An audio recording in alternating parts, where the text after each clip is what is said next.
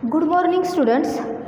Today we are going to start a new point from our data structure chapter, that is binary tree.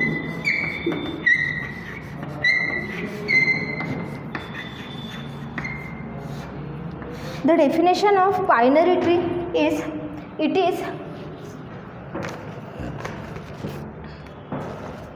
binary tree. It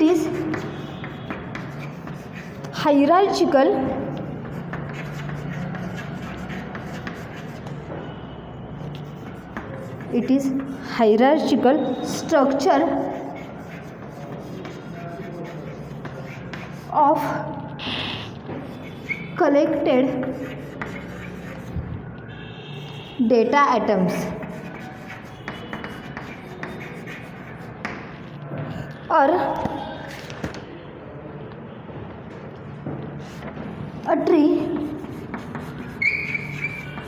which has left and right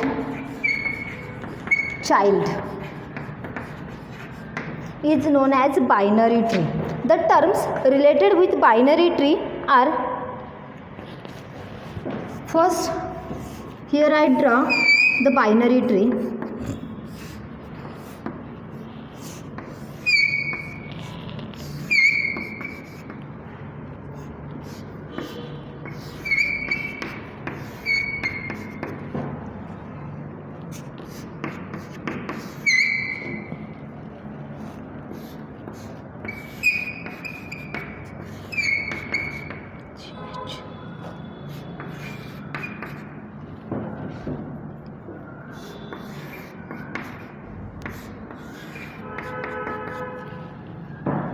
इकडे लक्ष द्या.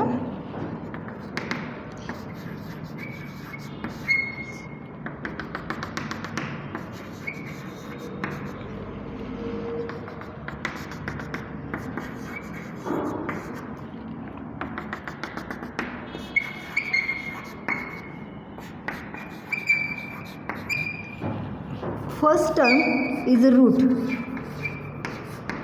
second term is child,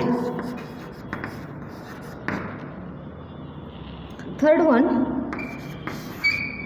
left child, fourth one right child, next one parent, sixth one leaf, seventh siblings,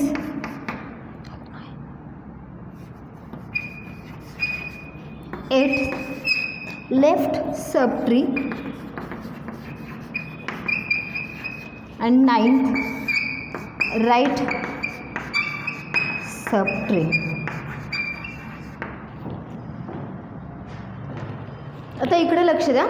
आपण नवीन point start करत आहोत आणि या चॅप्टरमधला हा last point आहे, तो आहे बायनरी ट्री. आता बायनरी ट्री म्हणजे काय ते पहिल्यांदा लक्षात घ्या. त्याची डेफिनेशन बघूया. It is hierarchical structure of collected data items. आता बायनरी ट्रीची गरज का भासली ते पहिल्यांदा बघूया. Why need a binary tree. आपण लास्ट लेक्चरला लिंक लिस्ट हा एक पॉईंट पाहिला. मग लिंक लिस्ट जी आहे त्याच्यामध्ये काय केलं जातं व तर तुमचा जो नोड आहे त्या नोडमध्ये त्या नोडची इन्फॉर्मेशन आणि तो नोड परत कुणाला कनेक्ट केला जाणार आहे त्या नोडचा काय असतो तिथं पॉइंटर ॲड्रेस स्टोअर केलेला असतो आणि त्यानुसार काय केले जातात नोड एकमेकांना कनेक्ट केले जातात. पण हे कसं आहे तर वन वे लिनियर स्ट्रक्चर आहे. तुम्ही एकाच साईडनं फक्त काय करू शकता ट्रॅव्हर्सिंग करू शकता.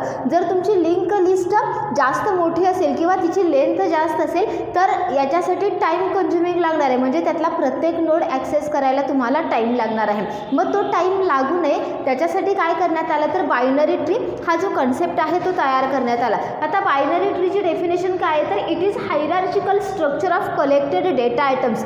इथं तुम्हाला जे स्ट्रक्चर रिप्रेझेंट करून दिलं जातं ते हायरार्चिकल आहे. म्हणजे फॉर एक्झाम्पल ज्या पद्धतीनं तुम्ही इंग्लिशमध्ये ट्री डायग्राम ड्रॉ करता किंवा कोणताही ज्याला एखादा चार्ट ड्रॉ करता, त्याला चार्ट ड्रॉ करत असताना मिडल त्याचा रूट असतो किंवा मिडल त्याचा पॅरेंट असतो आणि त्याच्यापासून आपण काय करतो तर डिफरंट ब्रँचेस दाखवतो. इथं सुद्धा आपल्याला जे काही आपण डेटा आयटम्स वापरणार आहोत किंवा नोड्स वापरणार आहोत, त्या नोड्सचं इथं काय केलं तर हायरार्चिकल स्ट्रक्चर तयार करण्यात आलेलं आहे की जे आपल्याला या पद्धतीनं ट्री डायग्रामॅटिकली रिप्रेझेंट करायचे. याच्या डेफिनेशन्स आहेत किंवा बायनरी ट्रीशी रिलेटेड टर्म्स आहेत. या एक्झामला तुम्हाला मोस्ट ऑफ केसमध्ये विचारल्या जात नाही. विचारलं काय जातं तर एखादं तुम्हाला अल्जेब्रिक एक्सप्रेशन दिलं जातं आणि त्या अल्जेब्रिक एक्सप्रेशनवरून तुम्हाला काय करावे लागतात, अशा बायनरी ट्री ड्रॉ करावे लागतात. आता त्या बायनरी ट्री ड्रॉ कशा करायच्या हेही आपण बघूयात. त्याच्या अगोदर पहिल्यांदा याच्यामध्ये ज्या काही टर्म्स वापरतात त्या टर्मची डेफिनेशन आपण बघूया.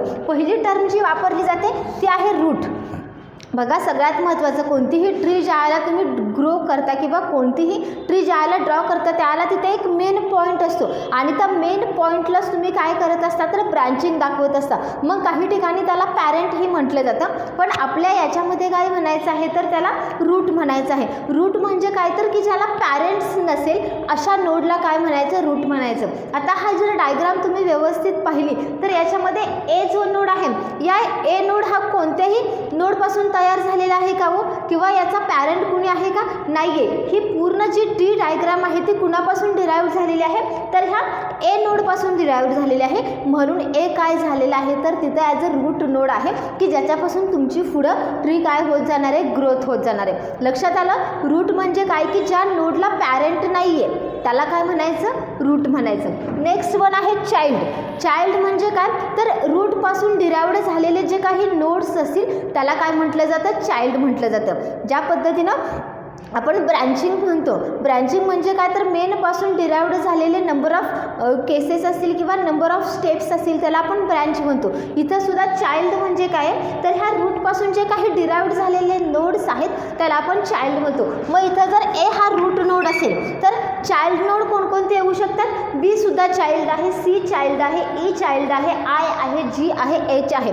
हे सगळे जे नोड्स आहेत ते काय आहेत, चाइल्ड नोड्स आहेत. कुणाचे तर ए पासून तयार झालेले ते चाइल्ड नोड्स आहेत. ओके, चाइल्ड मग कोणकोणता येईल, बी, सी, डी, ई. ओके, हे झाले चाइल्ड नोड. त्याच्यानंतर लेफ्ट चाइल्ड आणि राईट चाइल्ड. आता लेफ्ट चाइल्ड म्हणजे काय बघा, रूटपासून तयार झालेला लेफ्ट नोड जो आहे त्याला काय म्हटलं जातं, लेफ्ट चाइल्ड म्हटलं जातं. आणि रूटपासून तयार झालेला किंवा डिराईव्ड झालेला जो राईट नोड आहे त्याला काय म्हटलं जातं, राईट चाइल्ड. आता जर ही ट्री डायग्राम बघितली तर याच्यामध्ये लेफ्ट चाइल्ड कोणता येणार आहे, हा रूट नोड आहे तुमचा आणि याच्यापासून बी हा लेफ्टला तयार झाला आहे म्हणजे तुमचा लेफ्ट चाइल्ड कोण असणार आहे, बी हा तुमचा लेफ्ट चाइल्ड असणार आहे. त्याच पद्धतीनं राईट चाइल्ड म्हणजे काय तर रूटपासून डिराईव्ड झालेला राईट साईडचा जो चाइल्ड आहे त्याला राईट चाइल्ड म्हटलं जातं. मग इथं कोणता आहे, सी हा तुमचा राईट चाइल्ड झाला. बघा व्यवस्थित डायग्राम बघा, ती डायग्राम तुम्हाला जर समजली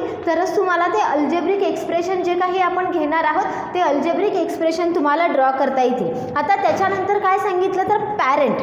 पॅरेंट म्हणजे काय हो की ज्यांना चाइल्ड नोड्स आहेत अशांना काय म्हटलं जातं, पॅरेंट्स म्हटलं जातं. बघा, the nodes which are derived from some node is known as a parent. आता याच्यातलं पॅरेंट्स कोण कोण असू शकतं, ए तर रूट आहे तो सगळ्यांचाच काय असणार आहे, पॅरेंट असणार आहे. त्याच्यानंतर अजून कोण पॅरेंट असू शकतात तर बी हा पॅरेंट असू शकतो. का, कारण बी पासून डी आणि हे दोन काय झालेले आहेत, चाइल्ड नोड डिराईव्ड झालेले आहेत त्यामुळे पॅरेंट नोड कोणता येऊ शकतो, बी हा एक येऊ शकतो. त्याच्यानंतर सी, सी पासून सुद्धा चाइल्ड कोणता तयार झालेला आहे, ई झालेला आहे त्यामुळे सी सुद्धा काय असणार आहे, पॅरेंट असणार आहे. त्याच पद्धतीने इथे ई पासून परत जी आणि एच हे दोन नोड डिराईव्ड झालेले आहेत किंवा हे दोन चाइल्ड नोड तयार झालेले आहेत म्हणजे ह्या दोन नोडचा पॅरेंट कोण येणार आहे, ई.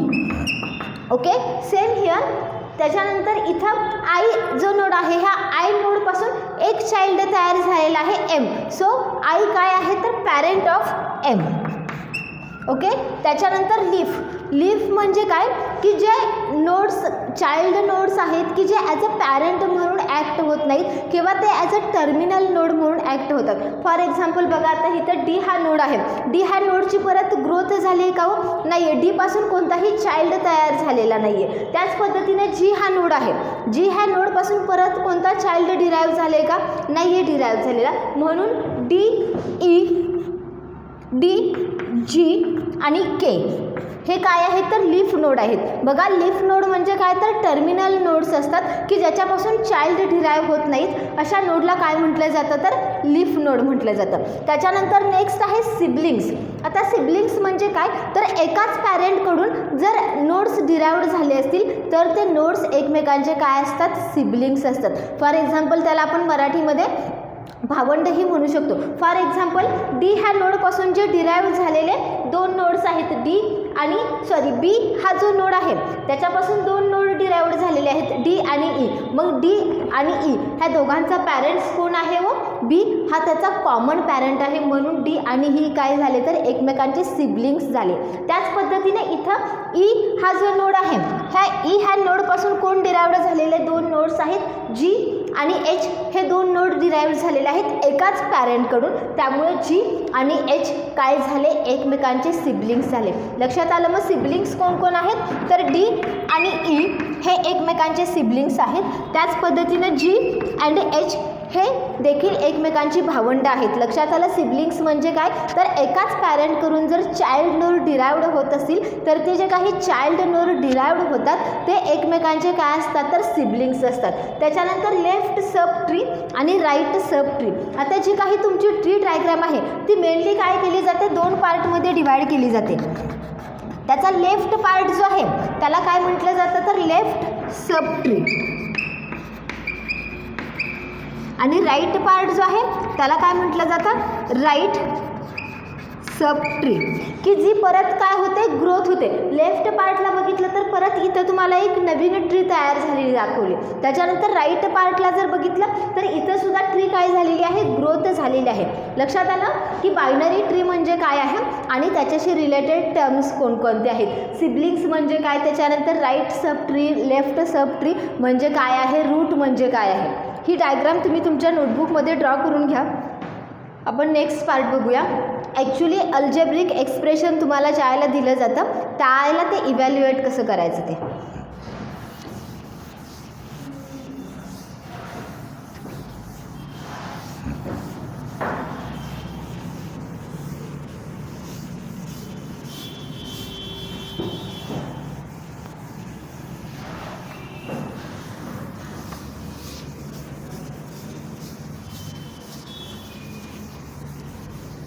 याच्यावरती एक्झामला तुम्हाला 4 मार्क्सचा क्वेश्चन विचारला जातो. एक तुम्हाला अल्जेब्रिक एक्सप्रेशन दिलं जातं आणि त्या अल्जेब्रिक एक्सप्रेशनचा यूज करून तुम्हाला काय करावं लागतं तर ट्री डायग्राम ड्रॉ करावी लागते. इथं मी ते एक्सप्रेशन राईट डाऊन करते. पहिल्यांदा E is equal to A minus B divide by C into D plus E. Okay, हे सपोज तुम्हाला एक अल्जेब्रिक एक्सप्रेशन दिलेलं आहे आणि ह्या अल्जेब्रिक एक्सप्रेशनचा यूज करून तुम्हाला काय करायचं आहे ट्री डायग्राम ड्रॉ करायचे आहे किंवा बायनरी ट्री ड्रॉ करायची आहे. आता ज्याला या पद्धतीचं तुम्हाला एक्सप्रेशन दिलं जातं त्याला त्याच्यामधून 2 गोष्टी तुम्हाला पहिल्यांदा बाहेर काढाव्या लागतील. पहिली गोष्ट आहे ती म्हणजे व्हेरिएबल्स आणि सेकंड वन आहे ते आहे ऑपरेटर्स. आता याच्यामध्ये व्हेरिएबल्स कुठले कुठले वापरलेत बघा. जे कॅरेक्टर्स असतील किंवा नंबर्स असतील किंवा अल्फाबेट्स असतील त्यांना आपण काय म्हणतो व्हेरिएबल्स म्हणतो. हे जर अल्जेब्रिक एक्सप्रेशन पाहिलं तर याच्यामध्ये व्हेरिएबल्स कुठले कुठले यूज केलेत. ई हा एक व्हेरिएबल आहे, त्याच्यानंतर A B C D and E हे व्हेरिएबल्स काय केलेत याच्यामध्ये यूज केलेत. आणि ऑपरेटर्स कुठले कुठले यूज केले जाणार आहेत बघा. एक असणार आहे प्लस मायनस मल्टिप्लिकेशन डिव्हिजन आणि एक्सपोनेन्शियल साईन या प्रकारचे ऑपरेटर्स त्याच्यामध्ये काय केले जातात यूज केले जातात. ओके, आता ज्याला तुम्ही हे ट्री डायग्राम ड्रॉ करता त्याला ट्री डायग्रामची सुरुवात ही कशाने झाली पाहिजे, तर ऑपरेटरनंच सुरुवात झाली पाहिजे. बघा मी इथं तुम्हाला सांगते, व्यवस्थित लक्ष देऊन नाही का, की ज्याला तुम्ही ही बायनरी ट्री डायग्राम ड्रॉ करता त्याला त्याचा रूट नोड म्हणजे काय असणार आहे, तर ते एक ऑपरेटर तिथं दिलं जाणार आहे. आता ऑपरेटर कोणतं चूज करायचं हे कसं डिसाईड करायचं मी सांगते. जे काही तुम्हाला इक्वेशन दिलं जाणार आहे ते इक्वेशन तुम्हाला दोन मेन पार्टमध्ये पहिल्यांदा डिवाइड करता आलं पाहिजे. बघा केअरफुली ऐका, की जे काही तुम्हाला अल्जेब्रिक इक्वेशन दिलं असेल ते इक्वेशन पहिल्यांदा दोन मेन पार्टमध्ये डिवाइड करा. कशाचा यूज करून, तर ऑपरेटरचा यूज करून. आता हे जर एक्सप्रेशन पाहिलं तर याच्यामध्ये हा एक पार्ट मिळू शकतो तुम्हाला आणि हा एक पार्ट मिळू शकतो, बरोबर आहे. आणि हे एक्सप्रेशन सेपरेट करण्यासाठी जो साईन त्यांनी वापरलेला आहे ते आहे इक्वल टू साईन, म्हणजेच ते काय आहे, operator. So right here root node तुमचा काय आला, ई हा तुमचा रूट नोड आला, की जे काय करते हे एक्सप्रेशन दोन मेन पार्टमध्ये डिवाइड करायचं काम करते. आता याच्यानंतर तुमच्याकडे दोन पार्ट्स तयार झाले. एक पार्ट तयार झाला लेफ्ट सब ट्री आणि सेकंड वन पार्ट जो तयार झाला तो आहे राईट सब ट्री. आता याच्यातून तुम्हाला दोन ब्रँचिंग दाखवायला लागणार आहेत. एक ब्रँचिंग असणार आहे लेफ्ट सब ट्रीसाठी आणि सेकंड वन ब्रँचिंग असणार आहे राईट सब ट्रीसाठी. आता जर लेफ्ट सब ट्री बघितली, हा तुमचा लेफ्ट सब ट्री असणार आहे आणि हा राईट असणार आहे. आता ह्या इक्वल टू साईनच्या लेफ्ट साईडला डायरेक्ट एक व्हेरिएबल दिलेला आहे ई. त्याच्यामध्ये परत कोणतं एक्सप्रेशन आहे का, हो नाही आहे. सो तुम्ही डायरेक्टली इथं काय करू शकता, तो व्हेरिएबल राईट डाऊन करू शकता. तुमचा लेफ्ट पार्ट कंप्लीट झाला. आता राईट सब ट्री जर तुम्ही व्यवस्थित बघितली तर ही राईट सब ट्री परत दोन पार्टमध्ये डिवाइड केलेली आहे किंवा त्याचे सब पार्ट झालेले आहेत. बघा ही जी मेन एक्सप्रेशन आहे ते मेन एक्सप्रेशन काय केले, तर दोन पार्टमध्ये डिवाइड केलेलं आहे. पहिला पार्ट त्याचा एक्सप्रेशनचा हा आहे, ओके, आणि सेकंड वन पार्ट काय आहे, तर हा त्याचा सेकंड वन पार्ट आहे. आणि मध्ये इथं काय दिलेलं आहे, तर डिवायडेशन साईन दिलेला आहे, की ज्याचा यूज करून हे दोन एक्सप्रेशन सेपरेट केलेत. मग हे बायनरी ट्री ड्रॉ करत असताना इथं सेपरेशन कुणाचं यूज केलं जाणार आहे, तर डिवाइड हे साईन तुम्ही यूज करू शकता. ओके, आता इथून पुढं परत आपल्याला दोन सब ट्री येत आहेत का, कारण डिवाइडच्या परत लेफ्ट साईडला एक एक्सप्रेशन आहे आणि राईट साईडला अदर एक्सप्रेशन आहे. मग आता लेफ्ट साईडला तुम्ही काय लिहिणार, तर ए मायनस बी आहे. ओके, आता ह्या ए मायनस बी मध्ये ऑपरेटर कुठलं यूज केलं आहे, हो मायनस ऑपरेटर यूज केले. So right here minus. आणि त्याच्यानंतर सगळ्यात शेवटी मग तुम्हाला काय करायचं आहे, तर व्हेरिएबल्स यूज करायचे आहेत. ओके, एवढा तुमचा पार्ट कंप्लीट झाला. आता आपण राईट सब ट्रीकडे येऊ. आता हे जर एक्सप्रेशन पाहिलं तर ह्या एक्सप्रेशनमध्ये परत हे एक्सप्रेशन दोन पार्टमध्ये डिवाइड केले. एक पार्ट आहे सी इंटू डी आणि सेकंड पार्ट आहे ई, की जे कॉम्बिनेशन कोण करते, हा plus operator. So right here plus. Again plus नंतर इथं डायरेक्टली तुम्हाला ई आहे, हे डायरेक्टली ई इथं राईट डाऊन करा. त्याच्यानंतर हे एक्सप्रेशन मिळते तुम्हाला सी इंटू डी. आता इथं ऑपरेटर कुठला वापरलेला आहे, तर multiplication sign. So right here multiplication sign and लास्टला सी अँड डी. या पद्धतीनं तुम्हाला काय करायची आहे, ही बायनरी ट्री ड्रॉ करता आली पाहिजे. बघा बायनरी ट्री ड्रॉ करत असताना काही गोष्टी तुमच्या लक्षात यायला पाहिजेत. पहिल्यांदा काय करायचं, तर त्याच्यामधले व्हेरिएबल्स कुठले आहेत हे तुम्हाला फाइंड आउट करता आलं पाहिजे. आणि सेकंड वन काय असणार आहे, त्याच्यामध्ये कोणकोणते ऑपरेटर्स वापरलेले आहेत. आता ऑपरेटर्स ज्याला वापरले जातात त्याला त्याची ऑर्डर ही खूप महत्त्वाची आहे, म्हणजे कोणत्या ऑपरेटरला प्रेफरन्स हा जास्त दिला जातो. आता इथं हे जर एक्सप्रेशन पाहिलं E is equal to A minus B C into D plus E. आता हे एक्सप्रेशन पहिल्यांदा मी दोन पार्टमध्ये डिवाइड केलं. कुणाचा यूज करून, तर ऑपरेटर इथं काय दिलेलं आहे, इक्वल टू साईन. ह्या इक्वल टू साईनच्या लेफ्ट साईडला एक सब ट्री असणार आहे आणि राईट साईडला एक सब ट्री असणार आहे. मग लेफ्ट साईडला जी सब ट्री आहे त्याच्यामध्ये फक्त व्हेरिएबल आहे ई, बाकी काय त्याच्यामध्ये दिलं आहे का, नाही आहे. सो हे इथंच काय होणार आहे, स्टॉप होणार आहे. पण राईट हँड साईडला तुम्ही गेल्यानंतर इथं तुम्हाला परत दोन इक्वेशन्स मिळत आहेत किंवा दोन एक्सप्रेशन्स मिळत आहेत आणि ते दोन एक्सप्रेशन्स कशानं सेपरेट केलेले आहेत, तर त्याच्यासाठी हे डिवायडेशन साईन वापरलेलं आहे, म्हणून मी काय केलं इथं डिवाइड. त्याच्यापासून परत 2 ब्रँचिंग घेतल्या. एका ब्रँचिंगमध्ये हे एक्सप्रेशन इव्हॅल्युएट केलं जाईल आणि सेकंड ब्रँचिंगमध्ये हे एक्सप्रेशन इव्हॅल्युएट केलं जाईल. मग हे एक्सप्रेशन इव्हॅल्युएट करत असताना इथं परत तुम्हाला ऑपरेटर काय मिळतोय, मायनस साईन मिळतोय, म्हणून मी इथं मायनस लिहिलं आणि ए बी या पद्धतीनं लिहिलं. हे एक्सप्रेशन इव्हॅल्युएट करत असताना याचे परत 2 पार्ट पडत आहेत. सी इंटू डी हा एक एक्सप्रेशन आहे आणि इकडच्या साईडला ई आहे. मग मध्ये जोडणारं जे ऑपरेटर आहे ते प्लस आहे. So right here plus. एका साईडला परत मल्टिप्लिकेशन साईन द्या, इथं डायरेक्टली ई लिहा आणि खाली सी आणि डी या पद्धतीने तुम्हाला काय करायचे आहे तर ही डायग्राम ड्रॉ करायची आहे. ही डायग्राम ड्रॉ झाल्यानंतर इथं तुम्ही लेवल 0, त्याच्यानंतर लेवल 1, लेवल 2, लेवल 3 आणि लेवल 4 या पद्धतीनं फक्त तुम्हाला डायग्राम ड्रॉ करायचे आणि त्याच्या काय करायचे आहेत, लेवल्स राईट डाऊन करायचे आहेत. याला तुम्हाला एक्झामला 4 मार्क्स दिले जातील. बघा किती इझी आहे. फक्त तुम्हाला ते व्यवस्थित राईट डाऊन करता आलं पाहिजे. पहिल्यांदा काय करायचं तर ऑपरेटरचा यूज करायचे आणि सगळ्यात शेवटी टर्मिनलला तुमचे काय आले पाहिजेत, व्हेरिएबल्स आले पाहिजेत. म्हणजे जे आपण लीफ नोड म्हणतो की ज्याच्यापासून परत चाइल्ड डिराइव्ड होत नाही. इथं जर बघितलं तर हा ई हा लीफ नोड आहे. A B C D E हे सगळे काय आहेत, लीफ नोड आहेत. म्हणजे टर्मिनल जे नोड्स असतील किंवा सगळ्यात शेवटी राहणारे नोड्स काय असणार आहेत, ॲज अ व्हेरिएबल्स असणार आहेत. डायग्राम तुम्ही तुमच्या नोटबुकमध्ये ड्रॉ करून घ्या. ओके, अजून एक नेक्स्ट आपण एक्सप्रेशन बघूयात. एक 2-3 एक्झाम्पल्स आपण बघूयात म्हणजे तुमच्या लक्षात येईल की ॲक्च्युली ह्या डायग्राम्स ड्रॉ कशा करायच्या.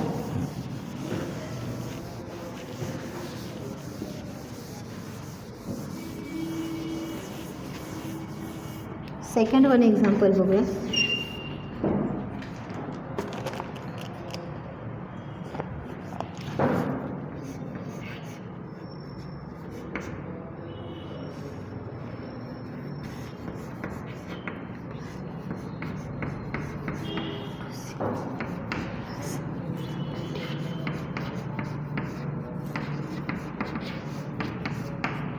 आता हे अल्जेब्रिक एक्सप्रेशन आपल्याला दिलेलं आहे. आता मगाशी अल्जेब्रिक एक्सप्रेशनमध्ये ई इज इक्वल टू हे साईन दिलेलं होतं. ओके, आता इथे इक्वल टू साईन दिलं आहे का हो, नाही आहे. जर दिलं नसेल तर इट्स ओके. जेवढं तुम्हाला एक्सप्रेशन दिलेलं आहे त्याच्यावरूनच तुम्हाला काय करायचे आहे, बायनरी ट्री ड्रॉ करायचे आहे. या पद्धतीचं सुद्धा तुम्हाला एक्सप्रेशन दिलं जाईल. आता हे एक्सप्रेशन केअरफुली बघा. याच्यामध्ये तुम्हाला काय काय दिसते बघा. आपल्याला व्हेरिएबल्स कोणते आहेत याच्यामध्ये, व्हेरिएबल्स आहेत A B C D E आणि एफ. हे व्हेरिएबल्स यूज केलेत, बरोबर आहे. त्याच्यानंतर ऑपरेटर्स कुठले वापरलेत बघा. प्लस साईन एक आहे, त्याच्यानंतर मल्टिप्लिकेशन साईन आहे. हे 2च साईन याच्यामध्ये वापरलेत, बरोबर आहे ना, प्लस साईन आणि मल्टिप्लिकेशन साईन. आता आपण ट्री डायग्राम ड्रॉ करायला घेऊया. पहिल्यांदा गोष्ट मी काय सांगितली तर दिलेलं जे काही तुम्हाला अल्जेब्रिक एक्सप्रेशन असेल ते 2 मेन पार्टमध्ये डिव्हाइड करा बाय यूजिंग ऑपरेटर. आता हे जर अल्जेब्रिक एक्सप्रेशन व्यवस्थित पाहिलं तुम्ही तर या अल्जेब्रिक एक्सप्रेशनमध्ये हा एक पार्ट तयार होतोय आणि हा एक पार्ट तयार होतो, बरोबर आहे ना. A plus B into C plus D into E plus F हे 2 एक्सप्रेशन जे आहेत ते एकमेकांना कनेक्ट करायचं काम कोण करते, प्लस ऑपरेटर. म्हणजे प्लस ऑपरेटर काय झाला तर इथं रूट नोड झाला. ओके, मी इथं राईट करते प्लस ऑपरेटर. आता ह्याच्यापासून 2 ब्रँचिंग करायला पाहिजेत कारण ही आपली लेफ्ट सब ट्री आहे आणि ही राईट सब ट्री आपली तयार झालेली आहे. आता पहिल्यांदा आपण लेफ्ट साईडची सब ट्री कॅल्क्युलेट करूया. ओके, प्लसपासून पहिली ब्रँचिंग मिळाली. आता पहिल्या ब्रँचिंगमध्ये गेल्यानंतर इथं परत तुम्हाला 2 एक्सप्रेशन्स आहेत. एक आहे ए आणि सेकंड वन आहे बी इंटू सी. या दोन्ही एक्सप्रेशनमध्ये सेपरेशनसाठी परत काय केलं आहे तर ह्या प्लस साईनचा यूज केला आहे. So right here plus. Okay, त्याच्यानंतर डायरेक्टली इथं पहिले एक्सप्रेशन काय दिलेलं आहे तुम्हाला, ए दिलेलं आहे. डायरेक्टली तुम्ही ए राईट डाऊन करा. त्याच्यानंतर सेकंड एक्सप्रेशन काय दिले तर बी इंटू सी. म्हणजे इथं ऑपरेटर कुठला यूज केलेला आहे, multiplication. So right here multiplication. त्याच्यानंतर मल्टिप्लिकेशन कुणाचं आहे तर बी आणि सीचं, म्हणून याच्यापासून परत 2 नोड काढा, बी आणि सी. ओके, आता आपली लेफ्ट सब ट्री तयार झालेली आहे. आता आपण राईट सब ट्रीकडे जाऊया. आता राईट सब ट्रीकडे आल्यानंतर हे एक्सप्रेशन काय आहे, D into E plus F. आता हे जर एक्सप्रेशन केअरफुली तुम्ही बघितलं तर याच्यामध्ये सुद्धा दोन एक्सप्रेशन्स आहेत. एक एक्सप्रेशन आहे डी आणि सेकंड वन एक्सप्रेशन आहे हे दोन्ही एक्सप्रेशन सेपरेट कशाने केलेत तर मल्टिप्लिकेशन साईननं. म्हणून इथं काय राईट डाऊन करा, मल्टिप्लिकेशन साईन. आता मल्टिप्लिकेशन साईन झाल्यानंतर त्यालाही दोन ब्रँचिंग करायला पाहिजेत. पहिल्या ब्रँचिंगला तुम्ही काय लिहिणार, लेफ्ट साईडला डायरेक्ट डी आहे, तिथं कोणतं एक्सप्रेशन आहे का, नाही आहे, मी डायरेक्टली डी राईट डाऊन केलं. त्याच्यानंतर इकडं काय आहे तर ई प्लस एफ आहे, म्हणजे ह्या दोघांना जोडण्यासाठी परत प्लसचा यूज केलेला आहे. सो राईट हिअर प्लस आणि इथं ई एफ. या पद्धतीनं काय झाली ही तुमची बायनरी ट्री डायग्राम सॉल्व झाली. किंवा या पद्धतीनं तुम्ही काय करू शकता तर दिलेल्या एक्सप्रेशनचा यूज करून बायनरी ट्री डायग्राम ड्रॉ करू शकता. काही डिफिकल्ट आहे का हो याच्यामध्ये, नाही आहे. फक्त तुम्हाला दिलेलं जे काही इक्वेशन आहे ते इक्वेशन पहिल्यांदा दोन पार्टमध्ये डिवाईड करता आलं पाहिजे किंवा दोन पार्टमध्ये सेपरेट करता आलं पाहिजे. आणि सेपरेशनसाठी जो ऑपरेटर वापरलेला असणार आहे तो तुमचा काय असणार आहे, रूट असणार आहे. त्याच्यानंतर परत लेफ्ट सब ट्री तयार करा आणि राईट सब ट्री तयार करा. लेफ्ट साईडला ज्याला सब ट्री तयार कराल त्याला परत त्याच्यामध्ये अजून एक्सप्रेशन्स आहेत का, असतील तर ते एक्सप्रेशन कशानं सेपरेट केलेत, त्याचा ऑपरेटर कुठला आहे तो ऑपरेटर फाइंड आउट करा आणि या पद्धतीनं काय करा, ट्री डायग्राम ड्रॉ करा. ही डायग्राम तुम्ही तुमच्या नोटबुकमध्ये ड्रॉ करा.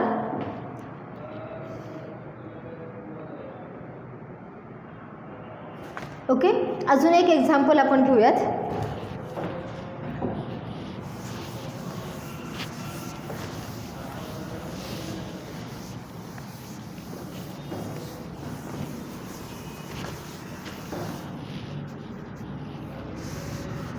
Third example.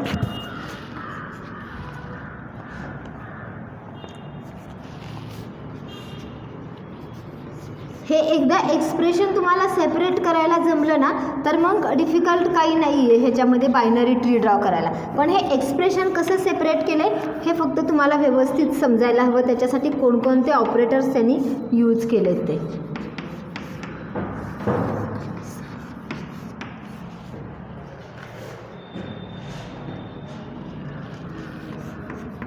आता इकडं लक्ष द्या, इथं थर्ड एक्सप्रेशन दिलेलं आहे.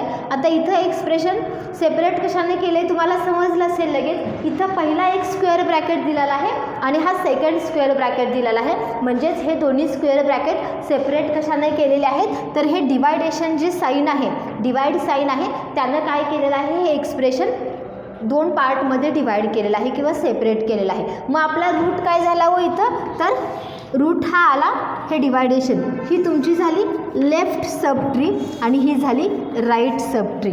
ओके, आता याच्यापासून आपल्याला ह्या रूटपासून दोन ब्रांचिंग दाखवायला पाहिजे. एक असणार आहे लेफ्ट सब ट्रीचं आणि सेकंड वन असणार आहे राईट सब ट्रीचं. तुम्ही कोणतीही सब ट्री पहिल्यांदा ड्रॉ करू शकता. मी पहिल्यांदा लेफ्ट साईडची सब ट्री ड्रॉ करते. आता हे एक्सप्रेशन पाहिल्यानंतर परत तुमच्या लक्षात येते की ह्या एक्सप्रेशनमध्ये दोन पार्ट आहेत. एक पार्ट आहे ए प्लस बी आणि सेकंड पार्ट आहे सी. की ह्या दोघांना सेपरेट करायचं काम कोण करते, हे मल्टिप्लिकेशन साईन करते. म्हणजे ह्या मल्टिप्लिकेशन साईननं परत हे एक्सप्रेशन दोन पार्टमध्ये डिवाइड केले. So right here multiplication sign. आता मल्टिप्लिकेशन साईन राईट डाऊन केल्यानंतर मल्टिप्लिकेशन साईनच्या राईट साईडला काय आहे, डायरेक्टली सी हा व्हेरिएबल आहे. मी डायरेक्टली इथं सी राईट डाऊन करते. आणि इकडं काय आहे तर ए प्लस बी, म्हणजे इथं परत ऑपरेटरचा यूज केला आहे आणि तो ऑपरेटर कोणता आहे, प्लस हा ऑपरेटर आहे. आणि प्लसचा यूज करून ए आणि बी यांची काय केलेली आहे, addition. So right here A and B. Okay, त्याच्यानंतर आता आपण वळूया राईट सब ट्रीकडं. आता राईट सब ट्रीकडं आल्यानंतर इथं तुम्हाला परत एक्सप्रेशन दिसते आणि ते एक्सप्रेशन काय केले तर मेन तीन पार्टमध्ये डिवाइड केले. बरोबर आहे. हा ए हा एक पार्ट असणार आहे, बी मायनस सी हा एक पार्ट असणार आहे आणि त्याच्यानंतर जो पार्ट असणार आहे तो ए असणार आहे. मग ह्या एक्सप्रेशनमध्ये तुम्हाला दोन ऑपरेटर्सचा यूज केला आहे की ज्याने एक्सप्रेशन डिवाइड केला आहे. एक आहे मल्टिप्लिकेशन साईन आणि सेकंड वन जो आहे तो आहे प्लस. आता इथं ऑर्डर खूप महत्त्वाचे आहे. तुम्हाला माहिती आहे की आपण सगळे कम्प्युटर सायन्सचे स्टुडंट आहोत. आपल्याकडे जे काही ऑपरेटर्स आहेत त्याची ऑर्डर डिसाईड केली जाते, म्हणजे कोणत्या ऑपरेटरला हा पहिला परफॉर्मन्स दिला पाहिजे. मग याच्यामध्ये मल्टिप्लिकेशन साईन जे आहे त्याला प्रेफरन्स पहिला दिला जातो किंवा त्याची ऑर्डर फर्स्ट येते, म्हणून पहिल्यांदा इथं काय करा तर मल्टिप्लिकेशन साईन वापरा. आता मल्टिप्लिकेशन साईन वापरल्यानंतर इथं डायरेक्टली तुम्हाला हे लिहायचं आहे, कारण त्याच्या पुढे एक्सप्रेशन नाही आहे, डायरेक्ट मी लीफ नोड लिहिला. पण आता इकडं आल्यानंतर परत दोन एक्सप्रेशन्स आहेत, एक आहे बी मायनस सी आणि सेकंड वन आहे प्लस ए. आता ह्या दोन एक्सप्रेशन सेपरेट करण्यासाठी परत इथं प्लस साईनचा यूज केला आहे. So right here plus. आता प्लसनं तुम्ही दोन काय करणार आहात, एक्सप्रेशन सेपरेट केलेलं आहे. त्यातलं पहिलं एक्सप्रेशन आहे इथं ए. ओके, ते राईट डाऊन करा. त्याच्यानंतर इथं काय आहे तर बी मायनस सी. आता बी मायनस सी जे आहे त्याच्यामध्ये परत ऑपरेटरचा यूज केलेला आहे मायनस. इथं मायनस साईन लिहा आणि त्याच्यानंतर इथं डायरेक्टली काय करा बी आणि सी लिहा. बघा तुमच्या एक्सप्रेशनमध्ये जे काही व्हेरिएबल्स वापरलेत ते व्हेरिएबल्स कुठं आले तर ॲज अ लीफ नोडला ते व्हेरिएबल्स काय केले जातात, यूज केले जातात आणि ऑपरेटर्सनुसार काय केलं जातं त्याचं लेबलिंग केलं जातं. लक्षात आलं तुमच्या. हे थर्ड एक्झाम्पल आपण याचं घेतलेलं आहे. एक्झाम्पल तुमच्या नोटबुकमध्ये ड्रॉ करून घ्या.